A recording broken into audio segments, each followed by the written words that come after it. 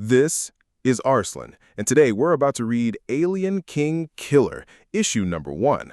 A really cool, interesting take on the alien universe. It's like a apocalyptic future Earth ruled by kings and super synthetic warriors with like ninja abilities.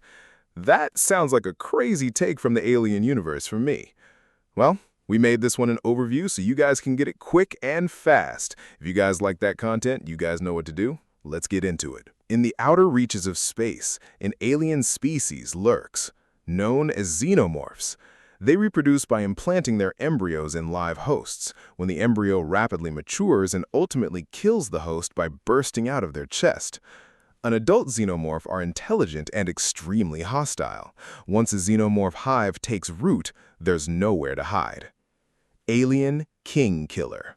The story drops you straight into a world that's already lost. On Sovryn, everything outside a few main cities is basically death territory, complete overrun by xenomorphs.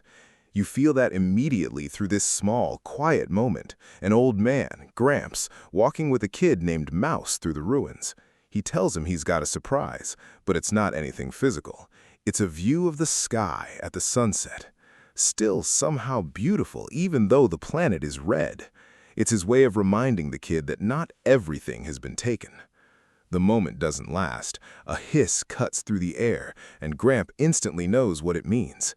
No hesitation, he tells Mouse to run and deliberately draws the creature towards himself in a clean, brutal sacrifice.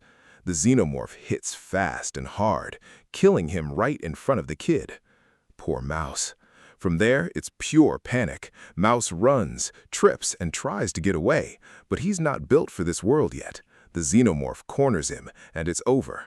Until it isn't. Out of nowhere, something cuts that creature apart mid-attack. That's where Idris comes in. He doesn't show up like a hero, more like a professional. Armored, controlled, carrying a blade that's clearly designed for his exact job. When Mouse reacts like he just saw a legend, Idris shuts it down immediately. There is no myth. It is his weapon that works because it was made to. That's it. And that's who he is at first. Efficient, distant, not interested in anything but his mission. Mouse tries to follow him, and Idris refuses until the kid throws out one simple question. "Weren't you a kid once?" That hits harder than anything else in this issue. You see why.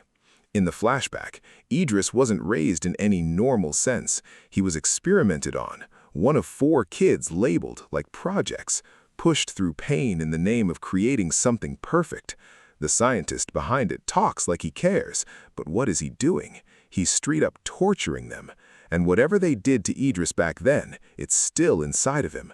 When he snaps back to the present, something shifted, just a little, enough that he lets Mouse come with him. The decision pulls the story into a real direction. Idris isn't wandering, he's heading straight for the Red King's stronghold. Mouse hates the Red King for what he's done to people like Gramps, forcing them out into the wasteland to survive. But for Idris, it's deeper than that. This is personal. They sneak in through a hidden room, and you get a glimpse of how capable Idris really is. Cloaking, tech, precision movement, the whole thing. But right when it's working, his own body turns on him. Something in his head spikes, causing him serious pain, and he drops the camouflage. From there, everything escalates fast. He stops sneaking and starts cutting his way through. No wasted movement, no hesitation. When he finally gets surrounded, he makes it clear he's not there for anyone else. Then, the Red King shows up and flips the entire situation. He calls Idris his brother. That's the twist that reframes everything.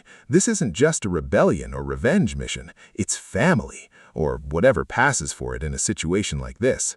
They came from the same place, the same experiments, but they didn't come out the same.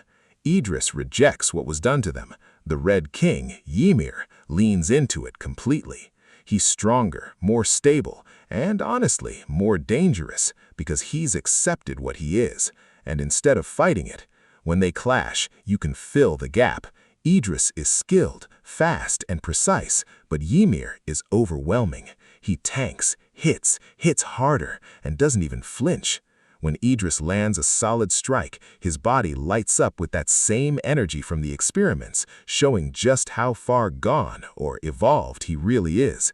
And while he's beating Idris down, he's not just fighting him physically, he's tearing into him mentally too, calling him weak, saying he's still afraid of what he is. By the end, Idris is pinned, completely overpowered, staring up at someone who represents the version of himself he refuses to become. Ymir leaves them with one idea, the same one they were raised on. If you're weak, you don't survive. Next, on a world already overrun by xenomorphs, the few remaining humans survive under the protection of the three mysterious warlords known as the Three Kings. But there is one other human who can hold his own against the alien horde, the Wanderer, Idris.